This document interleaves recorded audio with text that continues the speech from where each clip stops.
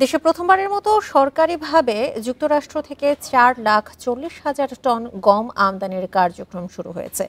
এরই মধ্যে চট্টগ্রাম বন্দরে পৌঁছেছে প্রথম চালানের 56,959 টন গম। বান্ডেল থাকলে প্রতি সেনমানিতে টাকা বাঁচবে। বিকাশ সেনমানি বান্ডেল কিনে জিতুন প্রতি লেনদেনে। শনিবার এক বিজ্ঞপ্তিতে এই তথ্য জানিয়েছে খাদ্য মন্ত্রণালয়।